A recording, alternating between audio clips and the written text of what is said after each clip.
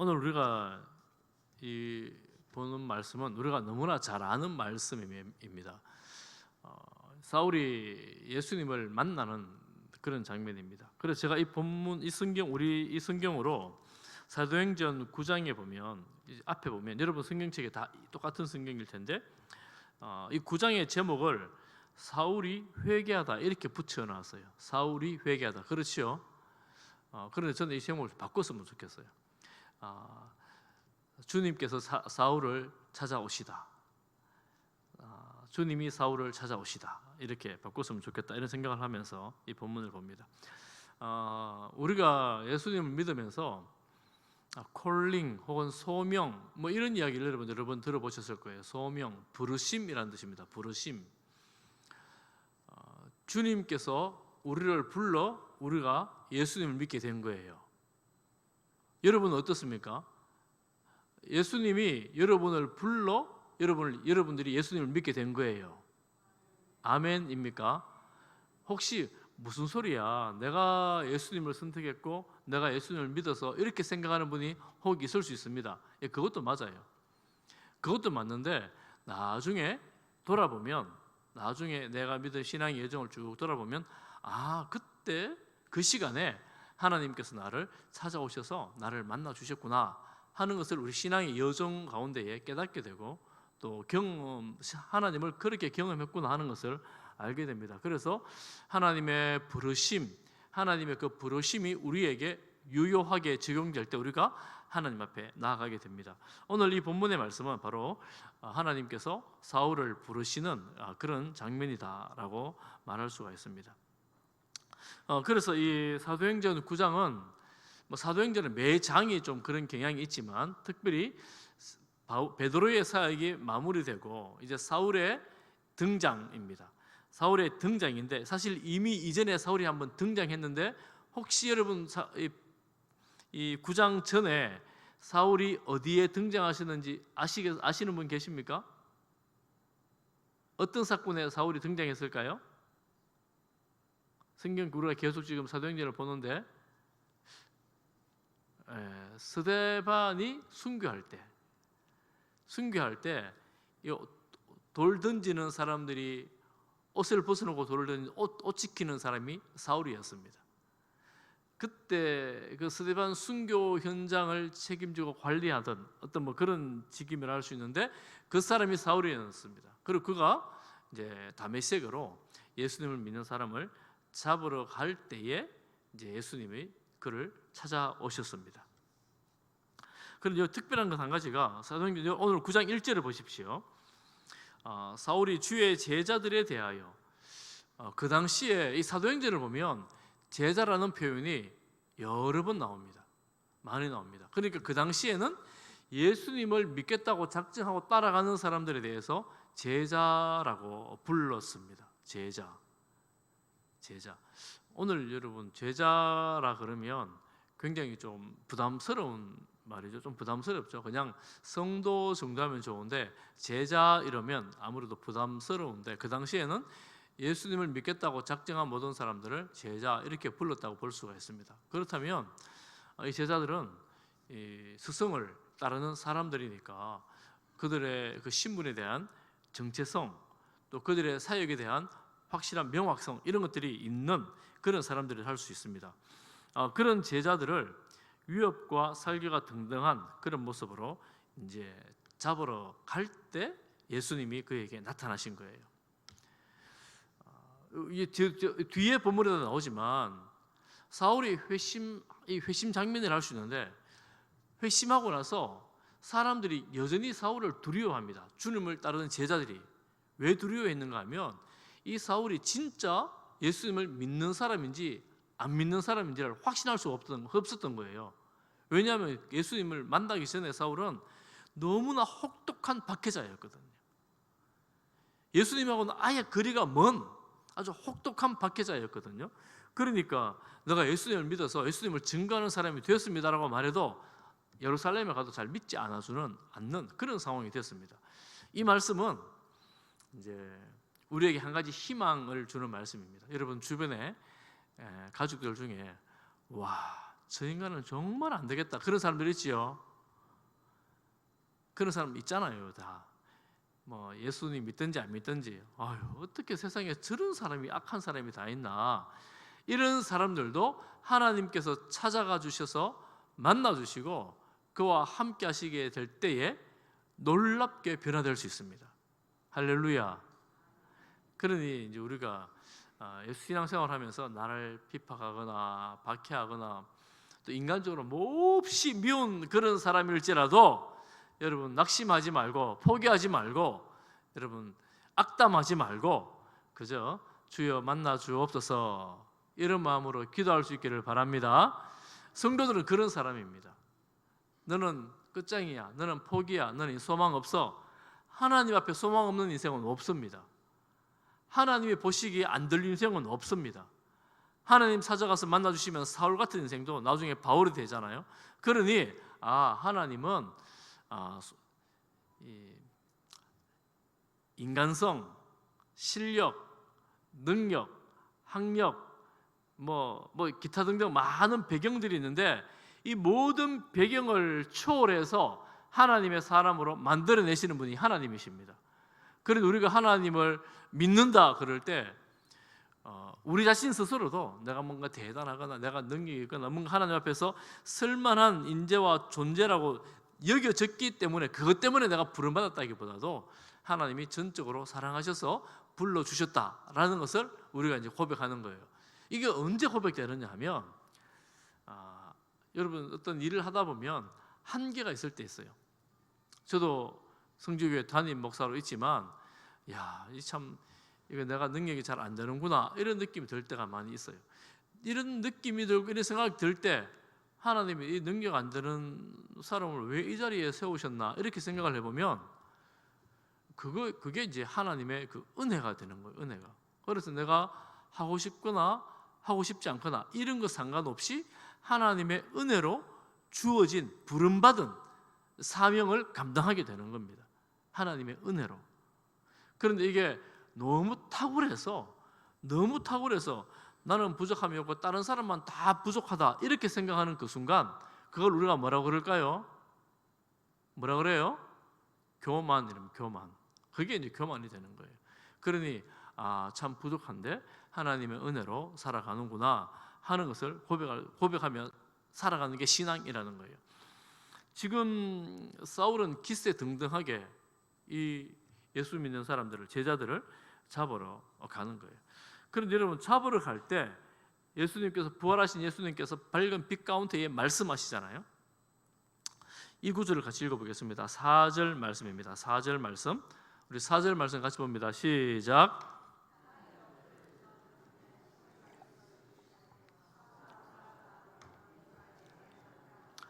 자 보세요. 예수님이 사울아 사울아 네가 어찌하여 누구를 박해해요?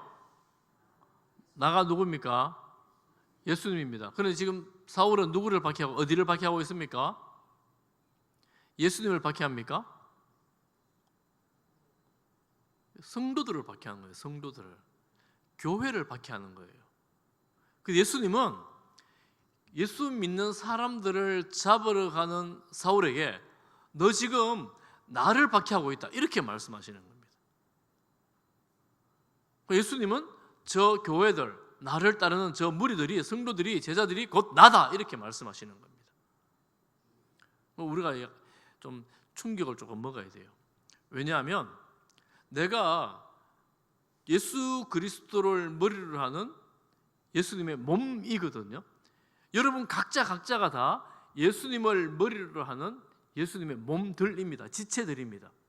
누군가가 제가 제 팔을 이렇게 괴롭히지는 않을 거 아니에요. 막 때리거나 이러지는 않을 거 아니에요. 이렇게 하면 이상한 거잖아요. 자기가 자신을 자학 학대하는 거잖아요. 이렇게 하지는 않잖아요. 만약 그렇게 하면 이상한 사람이잖아요. 그런데 우리가 성도 중에 다른 성도들을 누가 괴롭히면 이거는 누구를 괴롭히는 거냐면 예수님을 괴롭히는 게 된다 이 말입니다. 그런데 밖에서 누군가가 성도들을 괴롭히면 그건 역시도 예수님을 괴롭히는 것이 되는 거예요. 그러니 우리가 이 성도들의 그 신앙생활 가운데에 참 주의해야 하는 것이 내가 혹여나 잘못 생각하면 예수님의 몸을 계속 창으로 찌르고 있구나, 이럴 수도 있습니다. 내가 성도 누군가를 이렇게 창으로 찌른다면, 괴롭히고 있다면 내가 예수님의 몸을 찌르고 있구나, 이렇게 되는 거예요. 예수님은 지금 그렇게 말씀하시는 겁니다.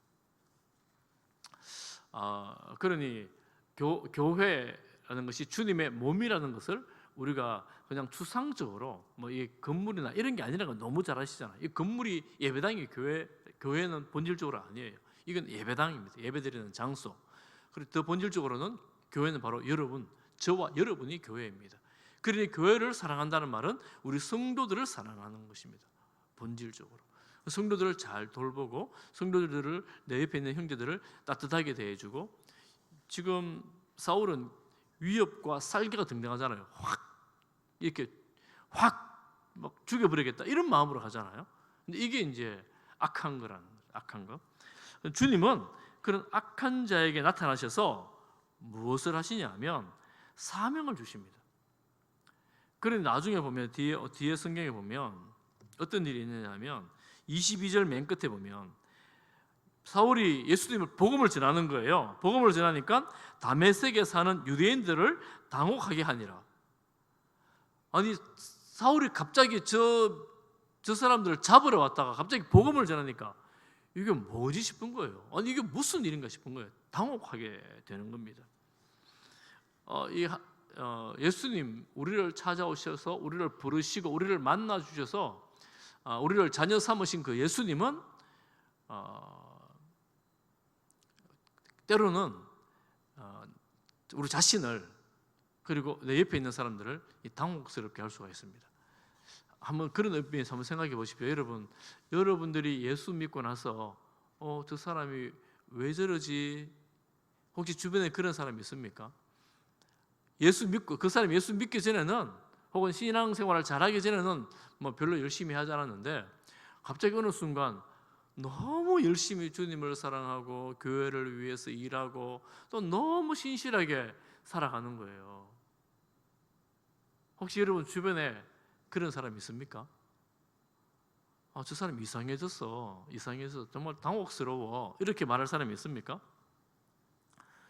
저는 이미 신앙생활 잘 하시는 분들은 그렇게 하기가 참 어렵고요. 처음 예수 믿는 분들, 그런 분들이 저는 많이 일어나서 주변 사람을 당혹스럽게 하는 제자들이 되었으면 좋겠어요. 뭐 사실은 우리 중에도 그럴 수 있습니다. 예를 들면 새벽기도 전혀 안 나오시는 분이 어느 날 갑자기 작정하고 매일 새벽기도를 나오는 거예요. 그럼 주변 사람이 얼마나 놀라겠습니까? 이러잖아요. 혹시 집에 무슨 일 있어요? 그러면서. 집에 무슨 일이 있어 나오는 게 아니고 교회 건축을 위해서 제가 기도하려고 나오는 거예요. 그러면 아이고 정말 됐어 이제. 뭐 그럴 거 아닙니까? 오늘 수요예배도 많이 왔었는데 그런 거예요. 평소에 수요예배 안 나오시는 분들이 갑자기 수요예배 매주 나오는 거예요. 그러면 아이고 갑자기 무슨 일이 있는가 싶은데 제가 하나님 앞에 예배를 드리기로 결단을 했어요. 이런 내 마음에 결단을 했어요. 당혹스럽게 하는 거예요. 어쩌면 신앙생활이라는 것은 하나님 앞에서 이런 새벽기도라든가 혹은 뭐 수요기도라든가 이런 예배에 참여하는 것도 그 중에 한 가지입니다. 예를 들면 예수 안 믿는 사람들이 맨날 산에 가는 분들이 우리 교회에 그런 분이 한 분 있어요. 아직 등록 안 하셨는데 한 달에 한 번만 나오겠습니다. 그리고 결단하고 약속하고 2달에 한 번씩 나오는 분이 계세요. 지금 그분은 매주일마다 산에 가는 게 아주 제일 큰 일이에요. 산에 가야 돼요. 그런데 그분이 전도를 받아서 제가 한 달에 한 번은 꼭 가겠습니다. 그런데 제가 보니까 한 2달에 한 번쯤 나오시는 것 같아요. 그런 것도 그분의 인생에서는 엄청난 변화입니다. 평생 교회랑 담쌓고 살던 분들이 내가 주일 예배를 한 달에 한 번 이렇게 내가 정기적으로 혹은 2달에 한 번이라도 꾸준히 나간다는 것은 다른 사람을 당혹스럽게 하는 거죠. 너 맨날 산에 가다가 왜 안 가냐 이러면 나는 교회 가야 돼. 이러면 여러분 사람들이 얼마나 놀라겠습니까? 어쩌면 그런 의미에서 예수 믿는 사람들은 주변 사람들을 놀라게 하는 사람들입니다. 주변 사람 놀라게 하는 사람들이에요. 그럼 눈에 보이는 일들을 제가 설명을 드리지만 눈에 안 보이는 일에도 마찬가지입니다. 하나님과의 관계 속에서도 마찬가지가 되는 거죠. 사울은 이렇게 눈이 멀어지고 제대로 걷지를 못하니까 주변에 인도를 받아서 다메섹에 들어가는데 다메섹에 들어가니까 하나님께서 아나니아라는 사람을 준비시켜 주셨어요. 이미 환상 중에 만나서 사울이 있는데 가서 데려다가 안수해라 이렇게 말씀합니다. 안수하라라고 말씀하면서 이제 그에게 할 일을 이제 가르쳐 주게 될 것입니다. 사울이 아나니아가 당황스럽죠. 아니 이 사람 우리 잡으러 오는 사람인데 무슨 말씀을 하십니까? 그럴 때에 15절에 보면 내 이름을 위하여 이방인과 임금들과 이스라엘 자손들에게 전하기 위해서 택한 나의 그릇이다. 하나님이 사울을 택했다 이렇게 말씀하시는 거예요. 이 아나니아는 의심이 되지만 불안하지만 주의 말씀에 듣고 가서 안수합니다. 그리고 눈이 비늘이 비껴지고 성령으로 충만하게 되는 놀라운 역사를 현장을 목격하게 되는 겁니다. 제가 이 본문에서도 한 사람을 주목하는 것은 바로 아나니아입니다. 아나니아는 주님의 제자라고 나옵니다. 9장 1절에도 주님의 제자들이라고 나오는데 우리가 요즘 같으면 제가 어떻게 비유를 할지 모르겠지만 하나님과 깊은 교제, 깊은 만남을 통해서 하나님의 뜻을 알고 하나님의 뜻 가운데에 다른 사람들에게 선한 영향력을 가지고 그 사람들을 세워갈 수 있는 만큼의 하나님과의 깊은 만남에 있는 사람, 아나니아. 정말 놀랍지요. 그 당시에 그러니까 하나님을 깊이 만나다 보니 나만 주님의 제자로 살아가는 것이 아니라 내 주변 사람들에게도 이 선한 영향력으로 한 사람 한 사람을 세워내는 사람, 제자였던 겁니다. 그런데 초대 교회에 이미 흩어졌지 않았습니까? 예루살렘 교회가 흩어졌는데 이런 사람이 각 도시마다 여러분 있다고 생각해 보세요. 각 교회들마다 이런 사람이 있다고 생각해 보세요. 그 교회가 얼마나 강력한 교회로 세워지겠습니까? 우리가 지금 큐티를 하기도 하고 뭐 교육을 받기도 하고 이러는데 어떤 측면에서는 전부 다 일단은 나 자신을 위해서 하는 거예요. 내가 자라나야 되기 때문에, 내가 더 자라가야 되기 때문에. 그런데 내가 더 자라나는 것도 정말 필요하지만 이 자리에 계신 우리 정도의 신앙생활을 하시면 우리는 나만 자라는 게 아니라 다른 사람을 길러내고 성숙하게 하는데 영향을 주는 그런 성도들이 되어야 합니다. 할렐루야. 저는 여러분이 있는 그 자리에서 그런 선한 영향력을 가기를 축복합니다. 그리고 여러분 때문에 한 사람이 주님의 제자로 자라나는 거예요. 여러분을 통하여 한 사람이 예수 그리스도를 알게 되고 믿게 되는 대로 나가게 되는 거예요. 그 차원이 좀 다르죠. 어떻게든 나 혼자만이라도 신앙생활 잘해야지 이 정도에서 벗어나서 제가 훈련할 때마다 이런 말씀 드리는데 나 같은 사람 하나 만들어야지 이런 마음으로 내 옆에 사람을 세워가는 거예요. 나도 부족하지만 나는 교회에 나오지만 아직 교회에 나오지 않는 사람들, 나는 부족하지만 요만큼이라도 섬기지만 전혀 섬기지 않는 사람들 주변에 많이 있잖아요. 그럼 나 같은 사람 한 사람을 세워야 되겠다 이런 마음으로 하나님 앞에 나오고 말씀 보고 기도하면서 주변에 선한 영향력을 가지는 것입니다. 저는 이런 아나니아와 같은 이런 신실한 제자들이 우리 교회에서 일어나서 전도회들마다 봉사하는 자리들마다 또 여러분이 하는 일들마다 영향력을 가질 수 있기를 간절히 소망하며 축복합니다. 주님의 교회는 이런 주님의 제자들로 이루어져가는 그런 공동체입니다. 이런 공동체로 살아가는 게 사실은 쉽진 않잖아요. 왜냐하면 박해도 있지요, 주변에 핍박도 있지요, 저런 어려움도 있는데 그럼에도 불구하고 사람을 세워가는 저는 감히 제자들, 사역자들이라고 말할 수 있을 것 같아요. 하나님의 사람으로 세워가는 사역자들. 저도 그 일을 하는 거예요. 목사가 하는 일이 뭐냐? 양을 돌본다는 것이 무엇이냐? 다른 사람을 하나님의 사람으로 세워가는 그런 일을 하는 것이 바로 이제 이 사역자들이 해야 될 일이라는 겁니다. 그러니 우리가 사울은 사실은 준비가 전혀 안 된 것 같은데 주님께서 만나 주심으로 아나니아를 만나고 결국에 사울도 바울이 되어 그런 사람으로 살아가게 되는 겁니다. 놀라운 역사지요. 사울을 보면, 아나니아와 사울의 관계에서 보면 이렇게 표현할 수 있을 것 같습니다. 성도를, 제자들을 잡으러 갔다가 하나님께 잡혀버린 사울, 그 일에 쓰임받은 아나니아, 잡으러 갔다가 잡혀버린 사울. 여러분 그렇지 않습니까?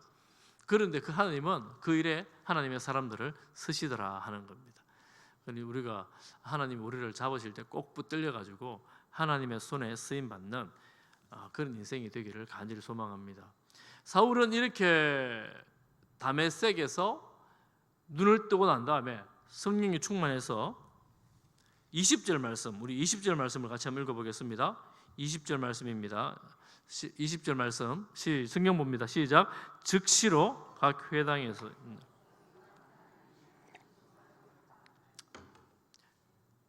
즉시로 각 회당에 가서 예수 믿는 사람을 잡아야 되는데 뭐라고 합니까? 예수가 하나님의 아들이심을 전파하니. 혹시 여러분 오래된 영화 중에 태극기를 휘날리며라는 영화 혹시 보신 분 계시지요? 어르신들은 잘 못 보신 분도 있을 테고 워낙 유명한 영화여서 아마 어르신 중에도 보신 분이 있을지도 모르겠습니다. 그 주연 배우 남자 배우가 둘이가 형제로 나오는데 6.25 때 6.25 전쟁에 참전했다가 서울에 살다가 둘 다 남한 군인으로 이제 학도병으로, 형은 이제 군인으로, 동생 학도병으로 끌려가서 전쟁에 참여하게 되고, 뭐 어떤 전쟁에 나갔다가 동생이 어떤 사연에 있어 헤어지면서 형은 북한군에 끌려가서 남한 군인을 동생을 남한 군인이 죽였다 생각하고 동생을 살려야 되겠다는, 동생을 죽인 저 남한 군인들을 다 죽여야 되겠다 이러면서 아주 눈에 불을 켜고 북한군이 됐어요. 북한군이. 그 동생은 죽은 줄 알았는데 알고 보니까 살아나서 여전히 이제 병을 치료하고 다시 전선으로 나가게 되는 뭐 그런 이야기인데, 나가지 못하지만 나가게 되는 그런 이야기인데, 이 형이 북한군에서 유명한 전투를 너무 잘하는 군인이 된 거예요. 뭐 빨간 깃발 들고 막 이래가지고 남한 군인들은 막 쳐부수는데 최고 앞장서서 막 이제 죽여 나가는 그런 장면이 있는데, 형이 그런 일을 한다는 걸 알고 그 전쟁터로 직접 갑니다. 왜냐하면 남한 군인이 자기를 죽인 줄 알았기 때문에, 형이 그런 걸 알기 때문에. 그런 전쟁하는 중에 동생이와 형이 만났어요. 그 자리에서. 근데 그 형이 눈이 뒤집어져가 얘가 동생인지를 모르는 거예요. 그래서 동생을 죽이려고 막 그러다가 형 정신 차리라고 막 그러는 중에 눈이 딱 떠여져 가지고, 그 장면 여러분 기억나세요? 태극기를 날 보면 그 장면이 딱 있는데 눈이 딱 떠여져 가지고 얘가 동생을 알게 되는 거예요. 동생이 살았다는 걸 알게 되는 거예요. 그때 눈을 딱 뜨자마자 얘가 어떻게 하는가 하면 북한군을 남한 군인을 죽이려고 하다가 동생 보고 도망가라 그러면서 북한군을 향해서 총을 쏘는, 영화 보신 분 혹시 기억나는지 모르겠어요. 그 자리에서 동생을 만나자마자 사람이 돌변해가지고 이제 북한군을 향해 총을 쏘다가 그 자리에서 이제 죽습니다. 형이 동생을 살려고 죽어요. 이런 내용이 나오는데 그 장면이 너무 이게 인상 깊이 제게 남아 있어요. 왜냐하면 저건 너무 과장이 심하잖아요. 금방 죽이려다가 금방 동료들인데 북한군을 총 쏘고 너무 과장이 심하잖아요. 근데 연기를 너무 잘해가지고 사실처럼 느껴지는 거예요. 사실처럼. 근데 지금 이 장면이 꼭 그런 장면입니다. 너무 그런 장면이에요. 바울이 지금까지 예수 믿는 사람을 잡아가지고 가려다가 갑자기 예수님을 증거하고 있으니까 주변 사람들이 이게 무슨 일인가 싶을 거 아니에요. 지금 그런 관점에서 보면 예수 믿는 사람들은 내 삶의 마음, 또 내 인생의 목표, 내가 가는 길, 이게 전적으로 바뀐 사람들입니다. 지금 바울처럼 돌아가던 그 길에서 완전히 길의 방향을 바꿔버리는 거예요. 가는 그 길에서. 이게 이제 회심이라는 겁니다. 회심. 어정쩡쩡하게 가는 게 아니라 내가 이렇게 다른 목표를 위해 살다가 예수님을 만나는 그 순간 나의 목표 오로지 예수 그리스도 복음 전파, 복음 증거. 그래서 이걸 위해서 나의 모든 것을 걸어버리는 그런 사람이 바로 제자들입니다. 제자들. 저는 우리 모두가 하나님의 부르심을 받은 성도들, 제자들이라고 믿습니다. 왜냐하면 하나님 부르시지 않으시면 우리가 올 수가 없거든요. 성도들은 하나님 부르심을 받아 왔기 때문에 우리 모두는 하나님의 자녀들이고 주님을 따르는 성도들이고 그리고 제자들입니다. 우리가 주님 바라보면서 우리의 삶의 분명한 목표, 확실한 목표, 그 길을 위해서 여러분 달려가는 우리 성도들이 되기를 축복합니다. 그러면 전부 다 뭐 선교사, 목사해야 되나? 좀 그런 건 아닙니다. 저는 여러분들 중에서 선교사, 목사님들이 많이 나오면 좋겠어요. 뭐 늦어도 괜찮습니다. 신학을 해도 괜찮고 안 하셔도 괜찮아요. 많이 나오시면 좋겠어요. 많이 나오면 좋겠는데 그 선교사, 목사 안 하셔도 괜찮아요. 여러분 가정에서나 여러분 직장에서나 여러분 만나는 사람들 앞에서 내가 생존하는 이유, 내 삶의 방향은 예수님이다 라는 사실을 그들이 분명히 알도록 보여주는 거예요. 뭐 전도하는 것이고 예수 그리스도를 전하는 것이고 하나님의 백성으로 살아가는 것이지요. 저는 우리 교회에서 그런 성도들이 많이 나왔으면 좋겠습니다. 우리 다음 세대 아이들 가운데서 사역으로 헌신하는 사람들이 많이 나왔으면 좋겠습니다. 왜냐하면 우리가 그렇게 부름받은 성도들이기 때문에 그렇습니다. 제가 요즘 우리 아이들 보니까, 우리 자녀들 보니까 초등학교 때까지는 하고 싶은 게 많아요. 의사, 대통령, 뭐 변호사, 뭐 사장, 요즘에는 뭐죠? 유튜버 많이 하고 싶대요. 애들이 그래요. 그런데 중학생쯤 돼가지고 보니까 하고 싶은 게 확실히 줄어듭니다. 고등학생쯤 되니까 하고 싶은 게 없어져 버려요. 대학생들 보니까 이제 열심히 공부해서 그거 준비해야 되는데 맨날 찻집에 가고 맨날 놀러 다니고, 대학생들이 별로 공부를 열심히 안 하더라고요. 우리 집에 보니까 초등학생이 제일 먼저 나가고 제일 늦게 들어오고 뭐 이렇더라고요. 보니까 방학 때니까 초등학생은 맨날 어디 공부하러 다니는데 대학생은 잘 모르겠어요. 하여튼 뭐 그렇더라고요. 우리가 무엇을 위해 달려갈 것인가? 어디를 보고 달려갈 것인가? 우리가 이 직장 혹은 이 일을 위해서 달려갈 수도 있죠. 그것도 있어야 됩니다. 그런데 왜 내가 그 일을 하고 그 직장에 가야 되는가라고 생각할 때, 여러분 우리 다음 세대 아이들이 나는 예수님을 위해서 내가 그 일을 하고 싶어. 내가 이 일을 통해 주님의 이름을 증거하는 일을 하고 싶어. 이런 선생님들, 이런 의사들, 이런 뭐 변호사들, 아니면 이런 직장인들, 이런 사업가들, 이런 목표를 가진 성도들이 많이 일어날 수 있기를 간절히 바랍니다. 요즘 학교 선생님들이 너무 힘들다고 요즘 언론마다 매일매일 나오잖아요. 선생님들 권리에 대해서 뭐 요즘 주장한 일이 굉장히 많습니다. 많은데 저렇게 험하고 힘든 일인데 내가 주님의 이름으로 한번 섬겨봤으면 좋겠어. 그 아이들, 힘든 아이들을 주님의 이름으로 한번 도전해보고자 하는 그런 열망을 가지고 이 험한 세상에 정말 주님의 이름을 가지고 한번 해보면 좋겠어 라는 그런 꿈을 꿀 수 있는 마음들이 있으면 좋겠습니다. 그때 주님의 위로와 주님의 함께 하심을 동시에 경험할 수 있는 일들이 많이 있습니다. 기도하면서 또 말씀 가운데에 하나님의 뜻을 이루어 나가고자 할 그때에 하나님을 경험하게 되어요. 하나님을 체험하게 되어지고 하나님께서 함께 하시는 것을 내가 보게 되죠. 물론 고통스럽고 힘들고 어려운 자리입니다. 정말 하고 싶지 않은 자리이기도 하죠. 그런데 그렇게 할 때에 사람들을 당혹스럽게 하는 신실한 주님의 역사들이 우리 가운데 일어날 것을 저는 믿습니다. 여러분 그런 선한 영향력으로 여러분이 있는 그 자리에 주부로서, 우리 할머니들 많으신데 할머니로서, 우리 할아버지 그리고 아버지로서, 여러분 직장에서 사업터에 터전에서 그런 선한 영향력으로 힘을 내시기를 축복합니다. 주님의 도우심으로 힘을 내서 주를 바라볼 때에 하나님께서 우리에게 그 자리를 복되게 하시는, 그 자리에 생명을 주는 그런 역할들을 감당해 나갈 수 있도록 함께 하실 것을 믿습니다. 주님을 소망합시다. 주님께서 하십니다.